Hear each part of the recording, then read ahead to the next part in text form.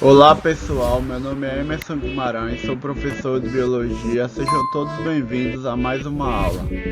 Neste vídeo nós veremos a teoria das probabilidades aplicada à genética.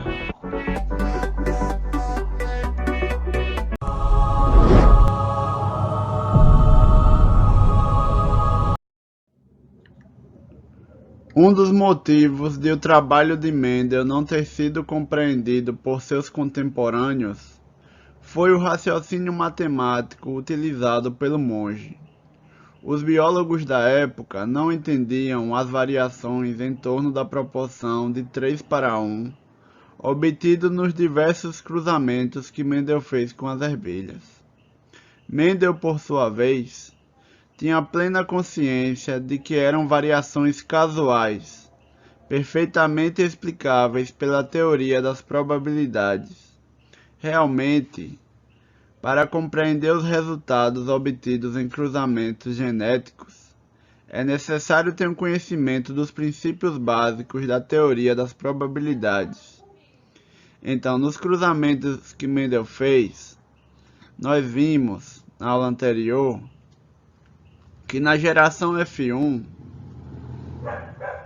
só aparecia a característica dominante, porém na geração F2, quando os indivíduos de F1 se autofecundavam, na geração F2 aparecia a proporção de 3/4 com o fenótipo dominante, com a característica dominante, e 1/4 com a característica recessiva. Mendel anotou os resultados que ele obteve com diversas plantas, e às vezes o resultado não era exatamente 3:1, às vezes era 2,96:1, às vezes era 3,12:1. Então muitas vezes não era exatamente 3:1. Porém, Mendel sabia que essas pequenas variações poderiam ser explicadas pela teoria das probabilidades.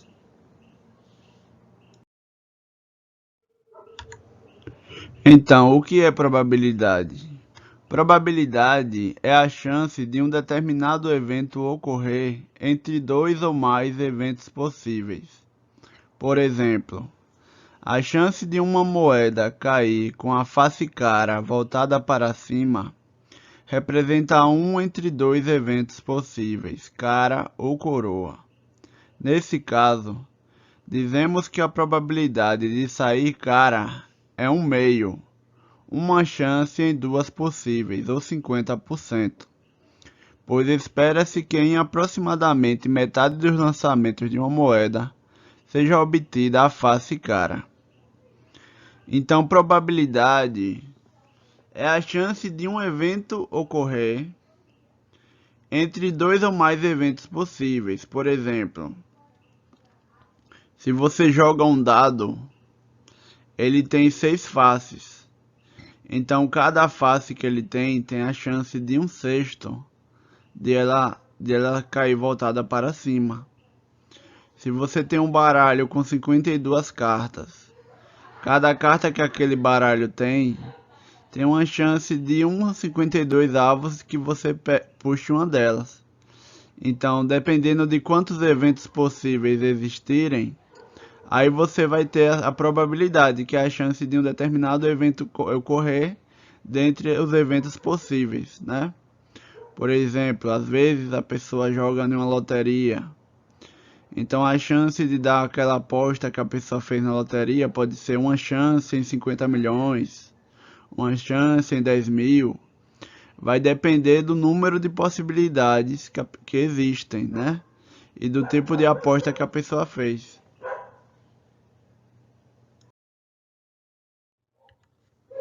Agora nós veremos o que são eventos aleatórios. A obtenção de cara no lançamento de uma moeda, o sorteio de um ás de ouro do baralho, ou a obtenção de face 6 no lançamento de um dado, são eventos aleatórios, do latim alea, que significa sorte. Em cada um dos casos, há um conjunto de eventos possíveis e o evento selecionado. por exemplo, cara, as de ouro ou face 6, tem a mesma chance de ocorrer que qualquer outro evento possível naquele conjunto. Então, eventos aleatórios são aqueles que, dentre o conjunto de possibilidades possíveis, cada uma dessas possibilidades, ela tem a mesma chance de ocorrer do que as outras. Por exemplo, se você joga uma moeda, a mesma chance de se obter cara é a mesma chance também de se obter coroa. Então são eventos aleatórios que têm a mesma chance de acontecer.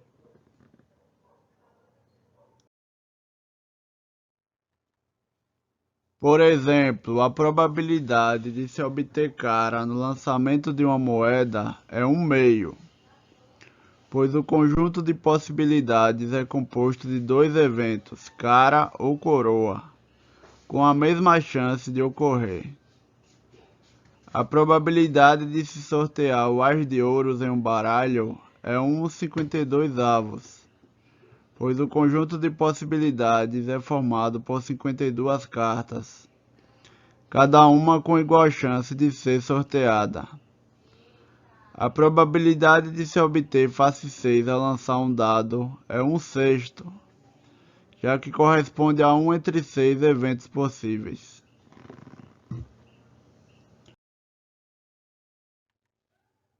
A probabilidade de um gameta formado por um indivíduo heterozigótico azão-azinho portar o alelo azão ou azinho também é um evento aleatório.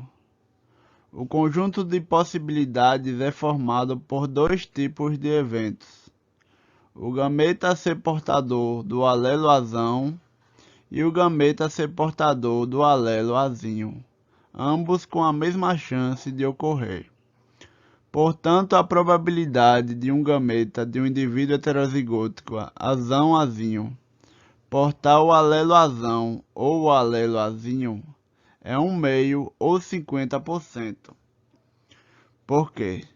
Quando esse indivíduo heterozigótico sofre o processo de meiose para formar os gametas, metade dos gametas receberão o azão e a outra metade receberá o azinho, pois cada gameta só apresentará um alelo de cada tipo, né? Então metade dos gametas receberão o azão e a outra metade receberão o azinho. Agora nós veremos o que são eventos independentes.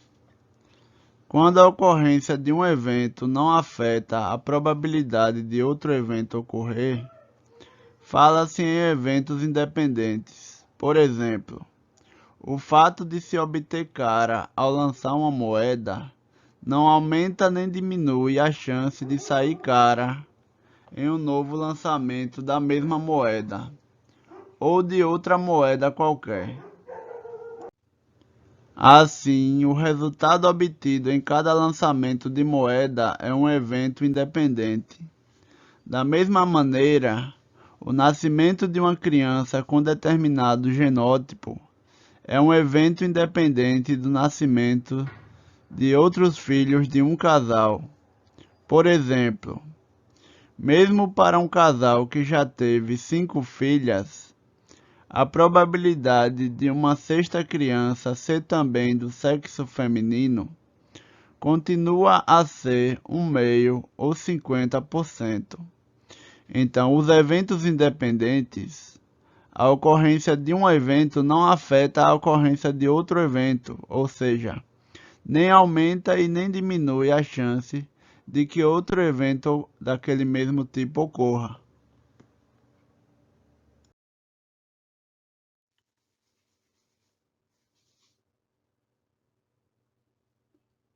A teoria das probabilidades diz que a probabilidade de dois ou mais eventos independentes ocorrerem conjuntamente é igual ao produto das probabilidades de eles ocorrerem separadamente.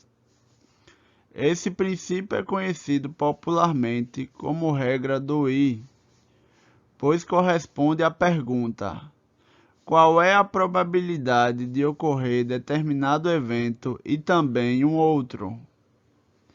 Então, ela é conhecida popularmente como regra do E. Por exemplo, se jogamos uma moeda 2 vezes, qual é a probabilidade de obtermos 2 vezes a face cara? Ou seja, sair a face cara no primeiro lançamento e face cara também no segundo. A chance de sair cara na primeira jogada é 1/2. E a chance de sair cara na segunda jogada também é 1/2.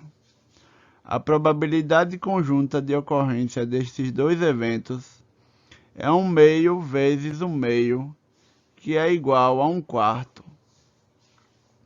Então, quando dois eventos independentes ocorrem ao mesmo tempo, a probabilidade total é o resultado do produto das duas probabilidades separadas. Então, se a chance de uma moeda cair cara é 1/2, a chance de cair cara 2 vezes seguidas é 1/2 multiplicado por 1/2, que é igual a 1/4.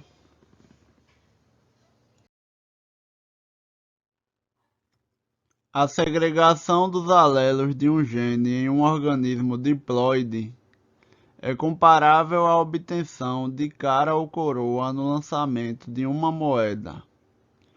Suponha que o lançamento de uma moeda dourada represente a formação do gameta feminino e que o lançamento de uma moeda prateada represente a formação do gameta masculino, e que cara e coroa sejam os dois alelos de um gene, azão e azinho. O resultado da fecundação é comparável à combinação das faces obtidas no lançamento simultâneo das duas moedas. Então, nós vemos aqui na figura da direita a representação das moedas, como se elas também representassem os alelos, né? Então, a face cara representa o azão e coroa representando o azinho, né? Então, nesse caso, a moeda dourada está representando o gameta feminino e as moedas prateadas os gametas masculinos. Então, um indivíduo heterozigótico azão-azinho, metade dos gametas terão o azão e a outra metade o azinho, tanto para o indivíduo do sexo masculino heterozigoto quanto também para o feminino heterozigoto.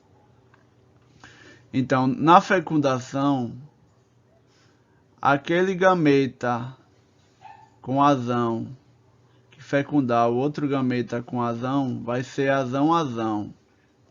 Como a chance de ter o azão é 1/2 e a chance de ter o outro azão é 1/2, o resultado vai ser 1/4 de chance do indivíduo ser azão-azão. A chance do indivíduo receber o azão do gameta masculino e o azinho do gameta feminino é 1/4, já que a chance de receber cada um dos alelos é 1/2. 1/2 vezes 1/2 igual a 1/4. A chance de receber o azinho do gameta masculino e o azão do feminino também vai ser 1/4, que é 1/2 vezes 1/2. Como existem duas possibilidades de ter azão-azinho, então nesse exemplo, a chance dos filhos serem azão-azinho vai ser de 1/2, que vai ser 1/4 mais 1/4, porque tem 2 vezes azão-azinho.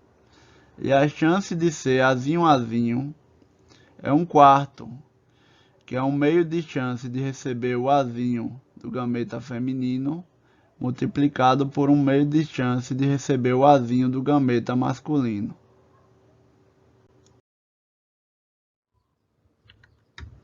Vejamos outro exemplo.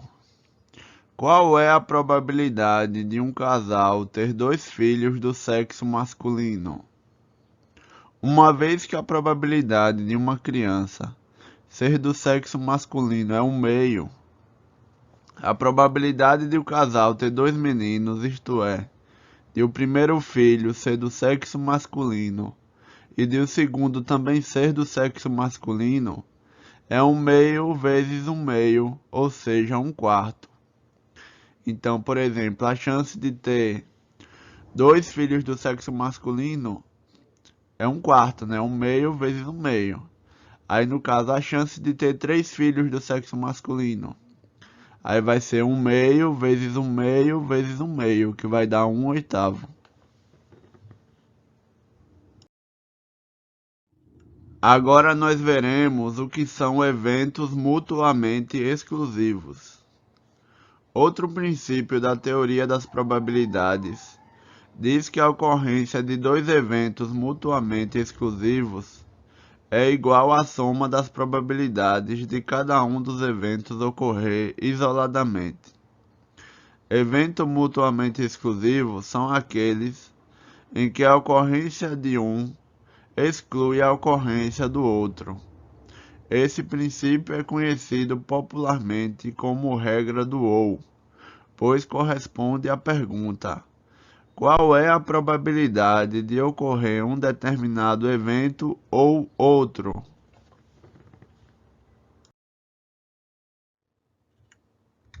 Por exemplo, a probabilidade de se obter cara ou coroa no lançamento de uma moeda é igual a 1, ou seja, é a probabilidade de sair cara somada à probabilidade de sair coroa, ou seja, 1/2 mais 1/2 igual a 1. Então, 1 corresponde a 100% de chance, né? Por exemplo, se a pessoa diz, eu ganho se cair cara ou se cair coroa. Então, a probabilidade é 100%, né? Porque só existem essas duas possibilidades, cara e coroa. Então, a probabilidade de cair cara ou coroa é 100%, já que só existem essas duas possibilidades. Da mesma forma, a probabilidade de obter-se face 1 ou face 6 no lançamento de um dado é 1/6 mais 1/6, que é igual a 1/3, né? 1/6 mais 1/6 dá 2/6, dividido por 2 é igual a 1/3. Que nesse caso, como o dado tem 6 faces, a chance de sair duas dessas faces, uma ou 1 ou 6, é 1/3, né? Porque são 6 possibilidades, são duas possibilidades em 6 que dá 1/3.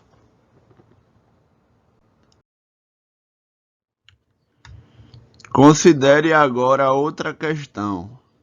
Qual é a probabilidade de se obterem cara e coroa no lançamento de 2 moedas? Para responder a essa questão, é preciso levar em conta as duas maneiras de se obterem cara e coroa quando se lançam 2 moedas. Pode sair cara na primeira moeda e coroa na segunda, ou coroa na primeira moeda e cara na segunda. Como já vimos, a probabilidade de sair cara e coroa é 1/4, que é 1/2 vezes 1/2. Da mesma forma, a probabilidade de sair coroa e cara também é 1/4. Como esses dois eventos são mutuamente exclusivos, devemos somar suas probabilidades obtendo a probabilidade final de 2/4 ou 1/2, que é 1/4 para cara e coroa mais 1/4 para coroa e cara, que dá 2/4, que também é igual a 1/2.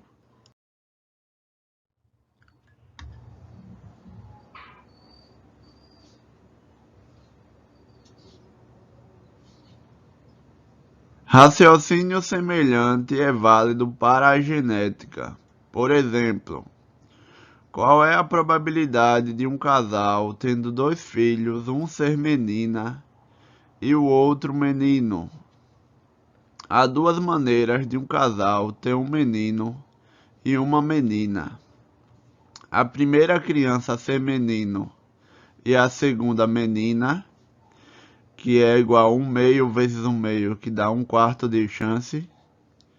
Ou a probabilidade de a primeira ser menina e a segunda menino, que é 1/2 vezes 1/2, que é igual a 1/4 de chance. Portanto, a probabilidade de o casal ter uma menina e um menino é 1/4 mais 1/4, que é igual a 2/4, que também é igual a 1/2. Então, nesse caso, a chance de nascer um menino e depois uma menina é 1/4. A chance de nascer primeiro uma menina e depois um menino também é 1/4. Aí, somando 1/4 mais 1/4, obtém 2/4, que também é igual a 1/2, né? Se você dividir 2/4, 2 dividido por 2 dá 1, 4 dividido por 2 dá 2. Então, dá 2/4 também igual a 1/2. Como exercício, tente calcular a chance de um casal ter duas crianças do sexo masculino e uma do sexo feminino. Pense na ordem em que as 3 crianças podem nascer e faça os cálculos. Então, vocês tentem responder essa questão, né? A chance de um casal ter duas crianças do sexo masculino e uma do sexo feminino. Aí vocês deixem aí nos comentários do vídeo o resultado que vocês obtiveram.